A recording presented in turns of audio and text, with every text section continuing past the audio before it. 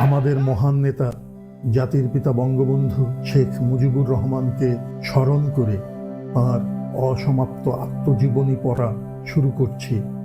যারা তাকে ভালোবাসেন, যারা তার সমালোচনা করেন, অপছন্দ করেন, সকলেরই উচিত এই বইটি পড়া, তাকে জানার জন্য ও বোঝার জন্য। তার সমাজ ভাবনা, রাজনীতি ভাবনা ও বিশ্ব ভাবনার যৎসামান্য পরিচয় পাব এই বইয়ে। আশা করি সবাই সঙ্গে থাকবেন।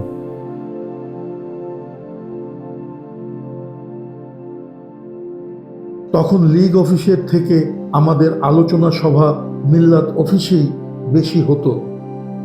মুসলিম লীগ অফিসে এমএলএরা ও মফস্বলের কর্মীরা এসে থাকতেন। বরিশালের ফরমুজুল হক সাহেব মুসলিম লীগের জয়েন্ট সেক্রেটারি ছিলেন। তিনি অফিসেই তার ফ্যামিলি নিয়ে থাকতেন। শহীদ সাহেব তাকে মাসে মাসে বেতন দিতেন।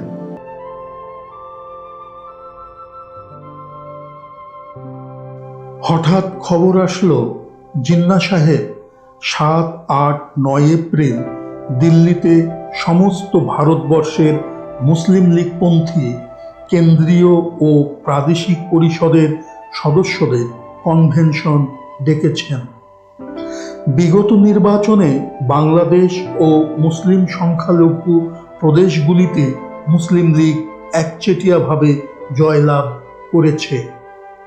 তবে অধিকাংশ মুসলিম জনসংখ্যা অধ্যুষিত পাঞ্জাব, সিন্ধু ও সীমান্ত প্রদেশে মুসলিম লীগ এককভাবে সংখ্যাগরিষ্ঠ হতে পারে নাই। তাই শুধুমাত্র বাংলাদেশে জনাব হোসেন শহীদ সোহরাওয়ার্দীর নেতৃত্বে মুসলিম লীগ সরকার গঠন হয়েছে।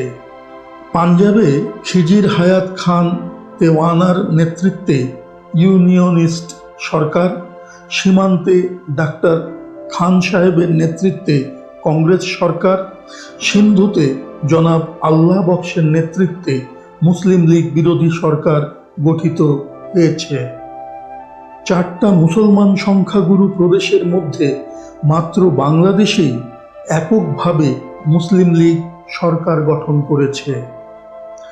অন্যান্য প্রদেশে মুসলিম লীগ বিরোধী দল হিসাবে আসন গ্রহণ করেছে।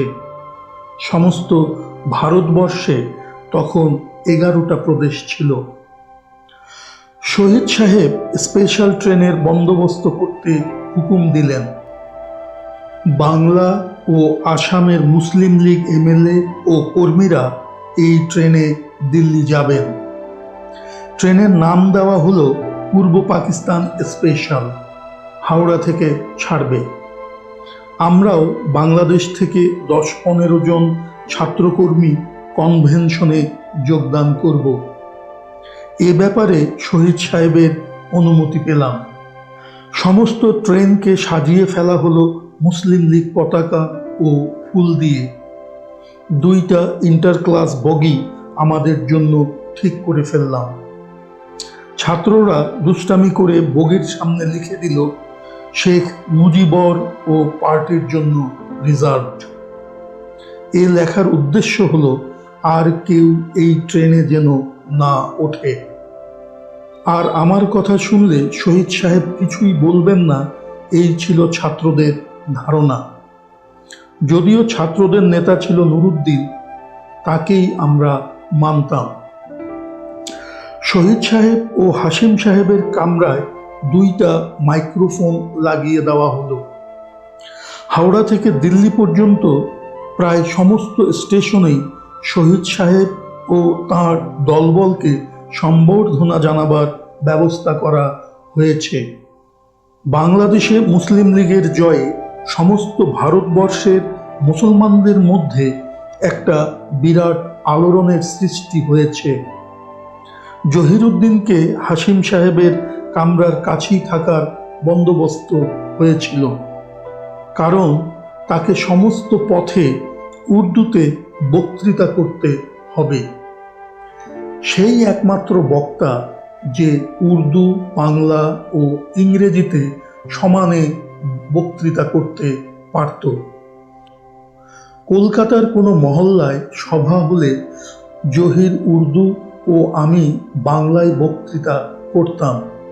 নুরুদ্দিন, জহিরুদ্দিন, নুরুল আলম, শরফুদ্দিন, কিউজে আজমিরি, আনোয়ার হোসেন, এখন ইস্টার্ন ফেডারেল ইন্স্যুরেন্স কোম্পানির বড় কর্তা, শামসুল হক সাহেব, খন্দকার মোশতাক আহমদ ও অনেক লীগকর্মীর মধ্যে মুর্শিদাবাদের কাজী আবু নাসের, আমার মামা শেখ জাফর সাদেক, আরও অনেকে পূর্ব থেকেই প্রস্তুত হয়েছিলেন।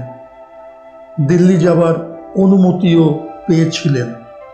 এছাড়া যে সকল ছাত্র আমাদের হাওড়া স্টেশনে বিদায় দিতে এসেছিল, তারাও স্পেশাল ট্রেনে ভাড়া লাগবে না শুনে এক কাপড়েই ট্রেনে চেপে বসল। প্রায় ৮-১০ জন হবে।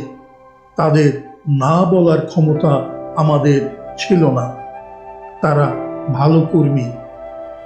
নারায়ে তাকবীর, মুসলিম লীগ জিন্দাবাদ, পাকিস্তান জিন্দাবাদ, মোহাম্মদ আলী জিন্নাহ জিন্দাবাদ, শহীদ সোহরাওয়ার্দী জিন্দাবাদ ধ্বনির মধ্যে ট্রেন ছেড়ে দিল। আজ এ পর্যন্ত।